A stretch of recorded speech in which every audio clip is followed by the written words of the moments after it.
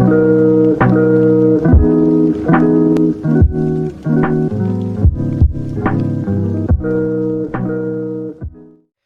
folks, how's it going? RedMaster here, and welcome back to another episode of Hidden Combos, where today we are inside of Cards and Castles 2 to show you guys one of my favorite decks that I've built over the last few months playing Cards and Castles 2, both in alpha and over in the live early access client here. Before we get into it though, I just want to make things a little bit clear for maybe those of you who are familiar with my former Hidden Combo videos. We are going to separate them into, one for the first game, one for the second. So if you are looking for those, they'll still be around, and I won't muddy the playlist with the new game. We'll create a separate playlist just for those. So depending on what game you're looking for, there'll be two playlists available. But without further ado, folks, we do have to get into today's deck list, and let's go ahead and show you guys the deck known as Graveosaurs. Before we get into that deck list though, Red, I just want to quickly point out a little fact to the viewers at home. Over 42.4% of you guys who watch these videos are not subscribed to the channel. Kind of weird, for sure, because subscribing is absolutely free and helps support the channel at no cost to you. So, highly recommend doing it if you haven't done so already. Or, if you don't subscribe to the channel, you might have some bad things happen to you. You're going to lose your next card game, maybe. That's certainly not good. So be sure to not lose your next card game by clicking subscribe and helping the channel grow. But with that being said, let's go ahead and take a look at that deck list. Alright folks, and here is the list that we're rocking with for today's video. Of course, if you haven't already put two and two together, the Graveosaur deck is essentially a deck that utilizes Tombstone synergy alongside the dinosaurs. And what I mean by that is that this deck's primary purpose is to recur and just create this unlimited line of big annoying dinos. Now, there's a couple reasons as to why this works. We can go through individual portions of the combo here, starting with probably the one thing that ties everything together, that being the Crypt. Now, Crypt is a nice little outside card that was thrown into the deck thanks to Maddie. Maddie's Contraband here is really just shown off very strongly in this deck, and it's kind of the reason why Maddie exists. It's a fun way to kind of create these weird little niche combos by including that one card you can't get access to within factions, and you could of course tie them in together to create these cool ideas here. And so this is probably one of the coolest that I have fiddled and tested with. Yeah, that's English. So of course, going back to the Crypt, the reason why Crypt is really important here is because it enables us to generate tombstones within the Pirate and Warlock faction here. And because we have those tombstones, of course, you guys might already know, but when you lose a unit with Crypt on the board here, you generate tombstones. So say that we have our baby dinosaur here or our Velociraptor here, we lose it in combat, and we generate a tombstone. We don't have to worry about it being gone forever because we have a card called Grave Robbery in our deck. Grave Robbery is probably a very powerful, probably one of the more powerful tombstone spells that's kind of hidden outside of the Necromancer faction. Of course, this bad boy can add units back into your hand that are buried in the tombstones and then generate crewmen from each. So this is going to be pretty prevalent as to why our combo works, because we are recurring dinosaurs back to our hand. We are getting them back in so they can be replayed. And the reason why this works out for our strategy here is because say we have something like a Velociraptor or maybe even a Dino Rider that we lose, but maybe draw into an evolution in our next turn. It's a shame we, lost a dinosaur. We're not going to be able to evolve it into its next stage. With Grave Robbery, that's, solved. That issue of not having the dinosaur solved because we can Grave Robber it into our hand. We generate a crewman onto the spot where it was on the board here, and then we get the dinosaur back, replay it, and then go into evolution. And of course, evolution, transforming each friendly dinosaur into, into the next higher one in the chain here.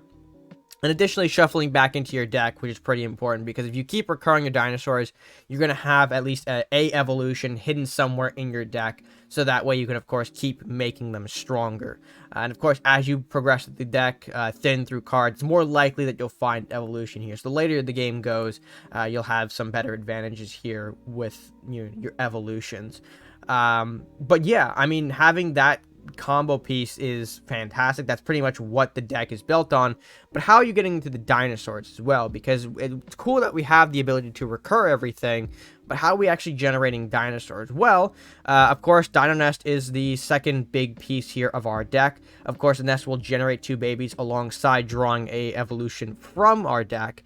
Which is pretty important here. It not only acts as your dino generator, but also your searcher. And pairing this with Amplify is an incredible way to generate just a lot of dinosaurs onto the board to ensure that you're getting maybe at least 3 of your tombstones out for grave robbery. Of course, when you double the dinosaur nest, you'll get 4 baby dinosaurs rather than the 2. And of course, that can mean more raptors, more riders, depending on what is in your hand. And that's the same for split magic as well. Split magicking a dinosaur nest doesn't yield 4 dinosaurs. It will only yield 3 in total. But hey, still worth it here. That's how we're generating more dinosaurs to, of course, go into, tombstones and then getting everything back. And you kind of see the idea here, just creating this large line of Unga Bunga dinosaurs. And of course, some of them very powerful here in their own right. Things like Tyrannosaur is just the big chomper that he is. Magmasaur here as well, also very devastating because, of course, its ability of dealing between 56 to 60 damage to an enemy includes the enemy castle, and because it's an ability damage, the spell resistance does not protect castles. So you can actually land half of the enemy castle's health with 1 Magmasaur shot. And with how many dinosaurs we're getting, hopefully off of Nest and Amplify, you'll have a lot of opportunities to kind of nail that additional, that huge damage. But yeah, that is essentially how this deck works. So run through the card by card here. Alright, so starting us off here, we've got 3 copies of One-Eyed Maddie. Maddie, of course, is needed to generate us into the crypt, so we need to run them at 3 copies. They're only legendary, by the way, which is really cool that this deck doesn't require nearly any legendaries to run. But regardless, moving on. 2 Aggro Storm to help control the early portions of the game, help maybe mitigate some of those aggro strategies. Also, just an annoying card for opponents to deal with. If you can target this correctly, it can pretty much wipe out a target very easily. 30 damage to 1 is quite a blot. Dinosaur Evolution, this is going to be what we use to generate into our bigger dinosaurs, so we need to run it at 3 copies. Split Magic for some rune manipulation stuff. Sometimes people run some runes that you might not be a fan of. You can Split Magic take them, as well as maybe Split Magic in your own nest to create more, like we mentioned earlier. So of course we got 2 copies of that. Generating too far here. Acolyte, of course, is our early drop here, one of our early drops. This actually has some nice synergy with the Crypt. If you pop out Bear Hog and you lose both the Bear Hog and the Acolyte, because they die at the same time, you actually generate crypts for both of them, which we can then use to go into some zombies as well and keep up that early pressure if we need to. 2 copies of Baby Dinosaur. I really run babies in here because they're fun to pop off into, alongside Dinosaur Nests. So turn 6, you can ultimately play Baby Dinosaur and then go into an evolution to generate maybe an additional Velociraptor for you, which is not very fun for your opponent to deal with. So only 2 copies though, because we don't want this sitting in our hand for most of the game.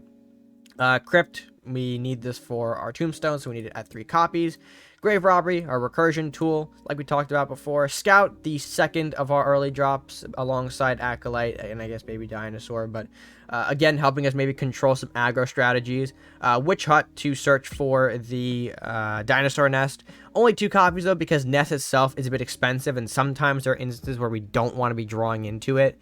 So even though it is a good card to have in the deck, 2 copies to allow us to play some additional things that we need to help control the game in our favor. Amplify for your dinosaur nest buffs, or if you maybe steal something off of your opponent, you can amplify that as well, which is very funny to do. We've got Pyromancer and Sea Witch. I'll pair these guys alongside themselves because they're both really in here for flyer control. Although Pyromancer itself is a great Warlock card, folks. If you're not running this card in your Warlock decks as it is, I highly recommend changing that. I mean, the mana cost might look scary, but the ability is well worth it. Velociraptor running in here alongside the, well, for the same reason, actually, we're running the Baby Dino, popping into a Raptor off of the nest, or going with a Raptor alongside the nest, excuse me, and then going into an evolution. Yields a Dinosaur Rider on top of the Velociraptors, so very scary. Mana Core as another sort of early way we can control the game. We're not using a whole lot of mana in this deck, as you can see, only 21 here, so I feel like Mana Core's mana cost is relatively easy to bounce back from. And for what it is, just a big beater that has deflect as well, one of the few units in the game that has deflect, I think it's a great target to have, especially when your opponent is trying to use spells maybe in the early game. They can't use it with Mana Core on board unless it's, area targeting. But regardless, Mana Core, great to have. Magmasaur, the same reasons we're running Raptor and Baby Dinosaur, just another target that can maybe pop into its next higher level from a dinosaur evolution. But also, we talked about earlier, the 50 to 60 damage is an incredible piece of near instant removal for a lot of units. So great to have the Magmasaur in here, 2 copies. And then of course the Nest rounding out the list here to get our babies going. So with that, I think that covers just about everything in the list. Let's go ahead and take a look at the games though and show you guys what this deck is really capable of. Alright, jumping into our first matchup here, we went up against a mono pirate deck. Now, honestly, pirates have been quite popular on release. They've got a couple of interesting mechanics, the steel and storm being the more prevalent of the two here. So this was going to be probably a tough matchup here, especially if it was going to be a steel deck, because of course, we need a lot of the cards in our deck to actually perform our combos.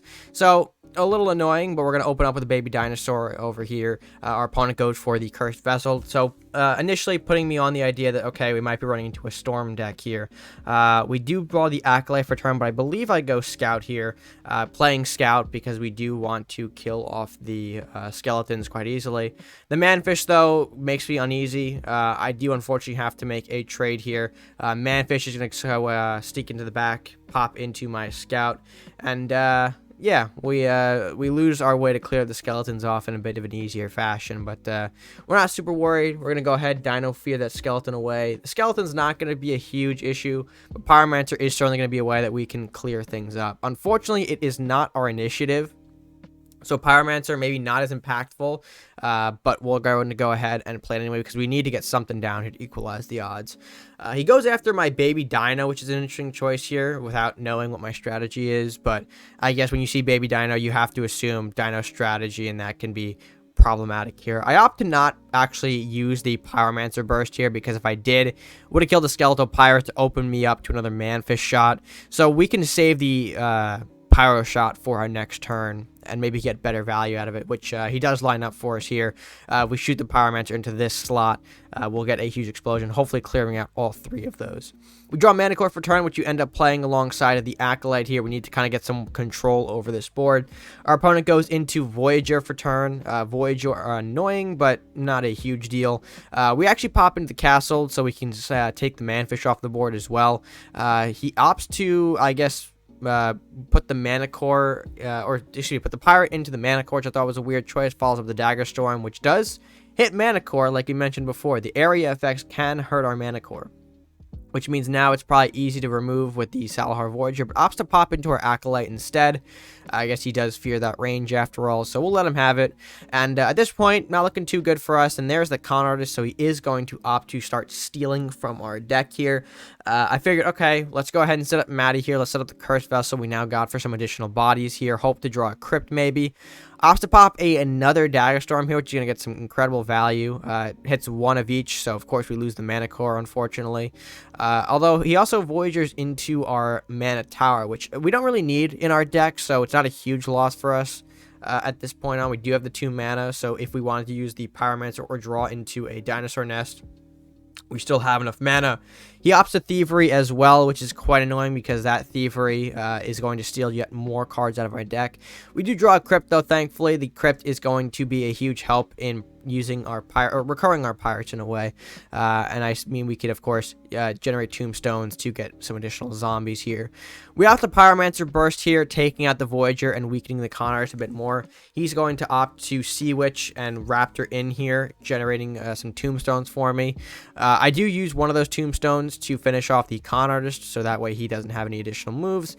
Move the Pirate around here and pass back the turn here. So going into the next summon phase, we do see one of our Dinosaur Nests get played on the other side here. Not exactly fun for us as we watch the Raptor gets a little bit stronger as well. We are going to split magic here. I'm hoping that maybe we could draw into an evolution from our deck here. So I'm kind of just, generating more dinosaurs for us. We're not going to get, I think, any other value out of that split magic unless we hit our own dinosaur nest.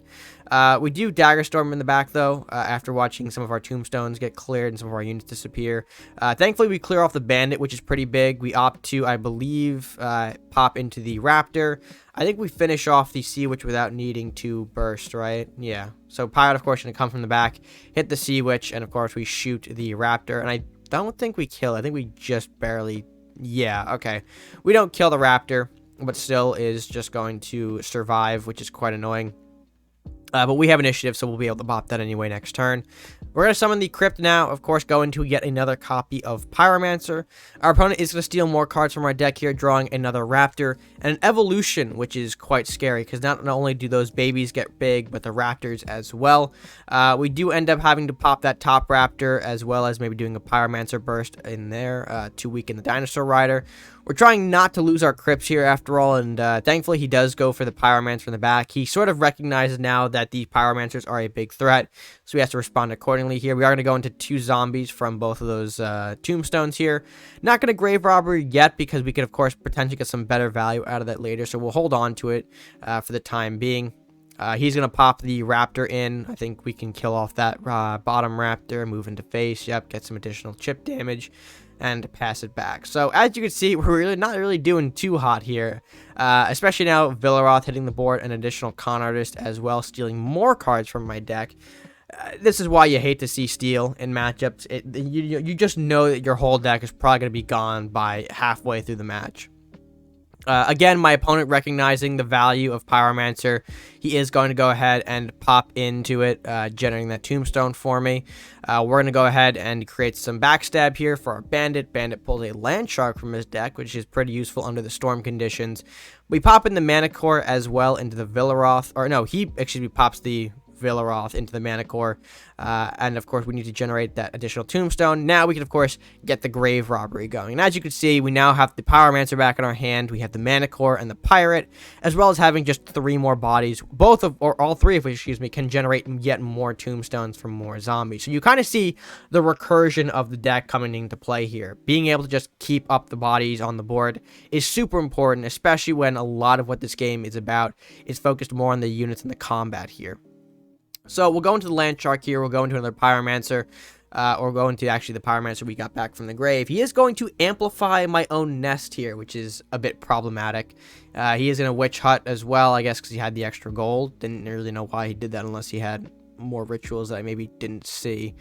But now does recognize the fact that the tombstones are problematic. He starts popping them with the Villaroth here. It's not exactly fun for us. However, we do have enough power on the board currently to wipe away his Villaroth here. As you can see, we're popping in bits and pieces here. I think we're just going to shoot the Villaroth here. We can make the zombie trade as well. Don't have to waste the Land Shark. We can move that in, create some pressure there, protect the Pyromancer a little bit here, and watch as he pulls out 4 baby dinos that are from my deck, as well as using the evolution from my deck and the Magmasaur. I do think Magmasaur here, actually, I do want to note, maybe a bit of a misplay here. I'm not sure. I think he did want to go for the hot magma, but I think having the Tyrannosaur would have still done the same thing and just been a bigger, badder thing for me to kind of clear. So, not sure if maybe he forgot about that or was thinking that he had to use the hot magma. But honestly, I think T-Rex would have gotten him the same result here of just clearing the Land Shark. We go into our Manicore again, the Pirate as well to block, because, we got to get it out of our hand, I guess, at some point. Our opponent does generate more tombstones for us, which is fine. We're going to, of course, pop the Pyromancer, which does unfortunately take out our own tombstone, but still, we need to do it to clear out a lot of the Raptors currently on the board here. And we're going to see that go into, yep, the Skeletal Pirate there. Raptor going to chew my Pyromancer. That's no big deal. We are going to, of course, shoot that Raptor up at the top there. We are going to zombie into it as well to clear off all units that can do any actions. The second Crypt going to generate another zombie. That zombie pops into the top Raptor, and we pass back. Again, having initiative, trying to gain control back of the board here. We're trying to find dinosaur nests at this point here. I think 2 of them have been stolen out of my deck at this point, so I'm not exactly happy about it. Ends up going into another Voyager and the Cursed Vessel, which is fine. Again, no big deal. We're going to Pyromancer Blast here, going to create some room, killing off the Raptor, weakening the Voyager. He's going to go into a Dagger Storm here, which is, again, decent value here. He's got a lot of good targets here. Pyromancer gets hit, Acolyte gets hit, Maddie gets hit, no big deal. Nothing dies, which is great, fantastic. We are going to, of course, move in with these zombies at the bottom, pop into Sea Witch, and go into the Mana Core here. That's going to take away the Voyager from the board here. He can still move, though, with the Witch, as you can see. Going to end up popping that Tombstone, but doesn't really have enough attack power to do so because we did weaken the Sea Witch, allowing us to generate yet another zombie here to start chipping away at his castle. As we're going to move some of our units closer and closer here, even getting the Bear Hog out on the board because I know that is going to generate yet another Tombstone for me if we lose either the Bear Hog or the Acolyte, and we do know Tombstones are great for the deck. He is going to Sea Witch, of course, going to put that rune down, weakening my units here, but no big deal. At this point, we've got the pressure on. We should probably keep it on. He does pop into the Acolyte, generating that additional Tombstone here.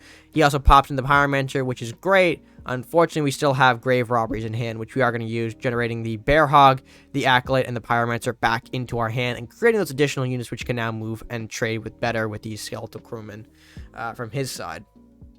Gonna Magma Store away our zombie, which is no big deal. Sea Witch in the back as well, taking care of that backmost zombie. This is all fine, though. We're going to go ahead and shoot away some things here. We're going to pop into that pirate. Manfish can move. I think it can interact with that backmost pirate, yep. But doesn't actually opt to attack into it because I think he's fearful of tombstones. And at that point, I think, yeah, we don't clear off the Sea Witch, unfortunately. But still, we still create some good pressure. We keep everything going, which is fantastic. And, of course, we throw down yet another Pyromancer, which, you know, is still the same one. This thing is resurrected twice at this point. It's showing why Grave Robbery is such a crucial part. Even if you're not getting your dinosaurs back, the targets that you can possibly recur in this are still very useful to you in this game. And as you can see there, Pyromancer blast in the face. There we take off the Sea Witch, we weaken the Magma Store, dealing more castle damage, which is fantastic.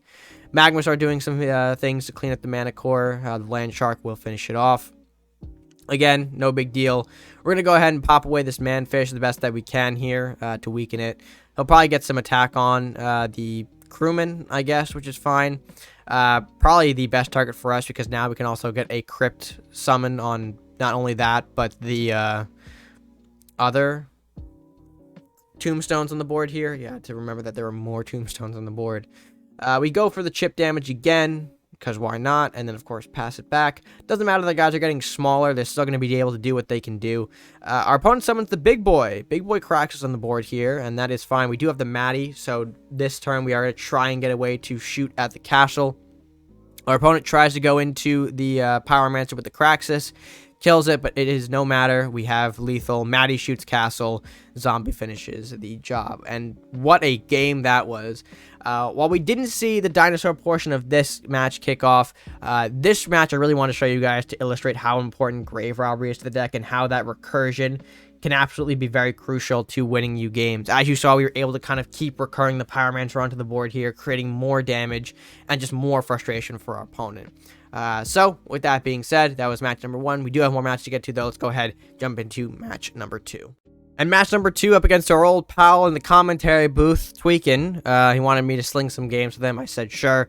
And more room to play the Graveosaurs, as we are, of course, jumping into the matchup now. Our hand, not exactly the spiciest. I mean, the Acolyte is great for some early pressure. The Cursed Vessel is neat because we can actually split magic this to generate some defense for ourselves here. Maybe a bit of a rushed use of split magic, but I think based on what we have in our hand, I do want some additional bodies out here to help clear his early aggression. So we opt to Acolyte here as well. He is going to steal some cards, which, you know, I wasn't super happy with, just especially after what we saw from the last matchup. But no matter, we lose some cards. We interact with the pirates, as you can see here. Bits and bops are trading around. He pops into my skeletal crewman here, which is smart because I do have to use it to trade into his weaker crewman rather than the thing that I wanted to, but no matter. He throws out a scout per turn, which is pretty good. We're going to respond with a second Acolyte in the back here. Knowing that I'm going to lose at least one of the Acolytes, we still should generate a second just to kind of keep our defenses up. And we opt to go into the Bear Hog here to clear out the Skeletal Crewman. just because we have that overpower ability here, and we do need that to kick off. We draw Witch Hut for turn, which is probably one of the best pulls I could see in this moment. The reason being, if you notice the amplifiers we've been drawing into our hand this game, those things are going to get absolutely, or that dinosaur nest, when it does hit, is going to be very big. And at this point now, I'm kind of dialed into, okay, let's see if we can get to turn 6 here to, actually turn 7, excuse me, to create the dual amplified dino nest. And we drew one for turn, which is fantastic, not having to waste the Witch's Hut to draw in another one. We have to play the Raptor in this turn because, you know, we don't have to play the Witch's Hut. We can, of course, use the Raptor's body to clear out these skeletal crewmen. And as you can see here, we're going to go ahead and take away some stuff. Because I think he passed over his turn, or, yeah, we get to do our combat phase pretty easily here. Clearing out a lot of things here. His mana tower, skeletal crewman, tombstone, all that good stuff. Weakening his crypt here, which is just great for us. I'm not sure if he had the same idea that I had with grave robbery, but yeah, he definitely matted that crypt in. I am going to see a Southport Slayer, which will quickly disappear thanks to the Pyromancer combo. He doesn't generate a zombie here, opts to mugging my Acolyte, which I found annoying, but hey, that's no big deal. We didn't have our crypt out, so no tombstones for us.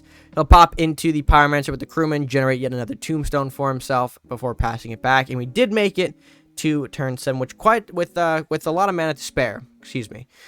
He opts to grave robbery here, so getting a lot of his stuff back, which I thought was fine. We are going to take the time to just amplify here. Dinosaur nest amplify, excuse me. So not only do we get 4 dinosaurs, we get 6 dinosaurs. It's great stuff here. It is just a lot of dinosaurs going to come out in this next turn. And of course, for our combat phase, we're going to go ahead, take away the crypt, pop in, of course, pop the pirates, and we now generate 6 baby dinosaurs to evolve into raptors. Very good, very scary, and not to mention the raptor in the back becomes a dinosaur rider as well. Our opponent opts to Dramoth here into the crewman as well. So this deck essentially became Dramoth Turbo with the steel mechanic, which is still a very viable strategy. Dramoth is certainly a huge body. But not probably going to be enough to deal with all of the raptors you can see here. We've pretty much clogged the board, and we're going to send all these bad boys right at him. And because we have a second copy of Nest in hand, we can easily fish out another copy of Evolution here to generate not only the Dinosaur Riders with the Raptors, but also the Magmasaur in the back. And that is going to be probably how we end up winning this game.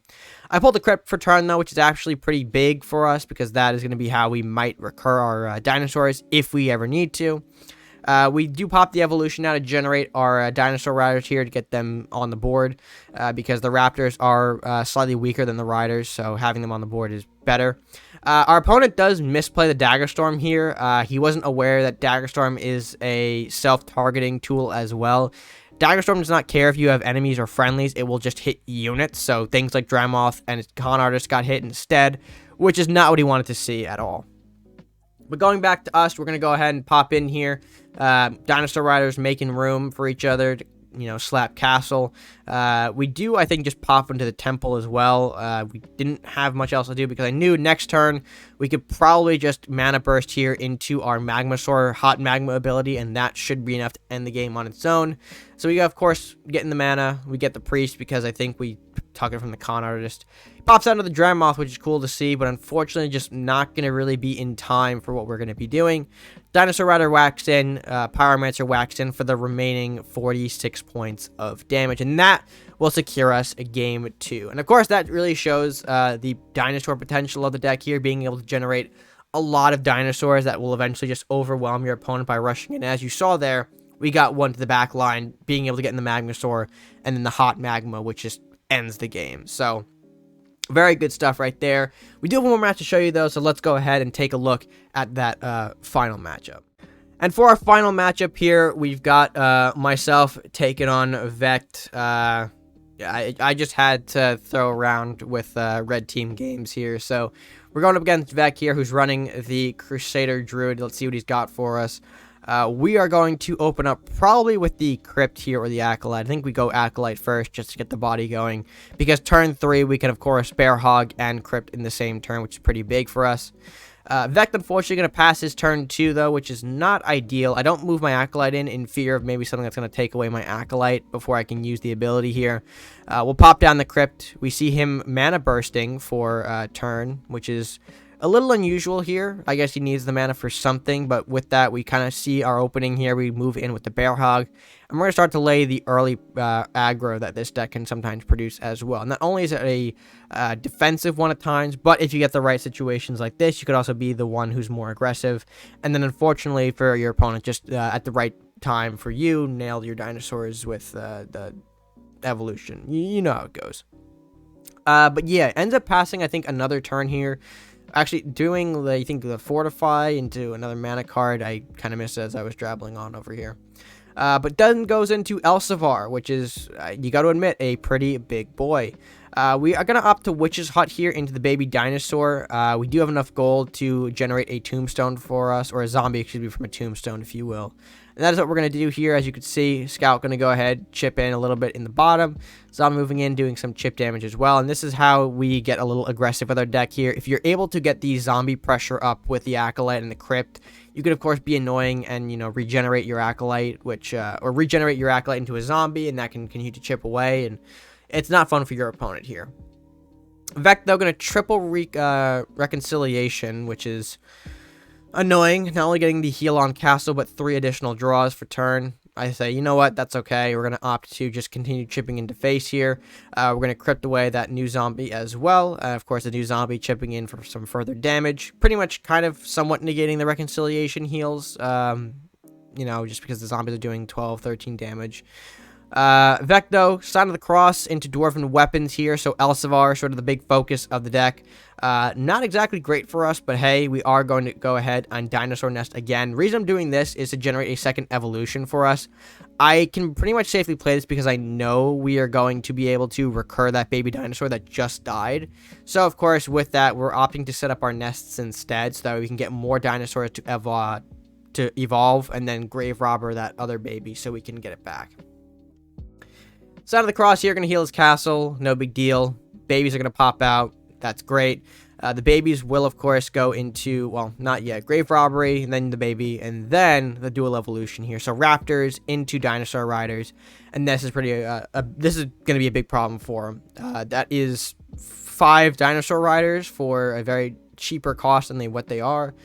And, yeah, our opponent is going to Exotic Growth the Elsevier here. He's hoping to kind of grow the Elsevier to a point where my Dinosaur Riders can't kill him, but I think, unfortunately for him, the math just works too well in my favor here. As you can see, he's in a Mirian in the back, but that's not exactly worrying me too much. We're going to go ahead and chip away here. Dinosaur Rider popping in, the backmost rider finishing off the job as well.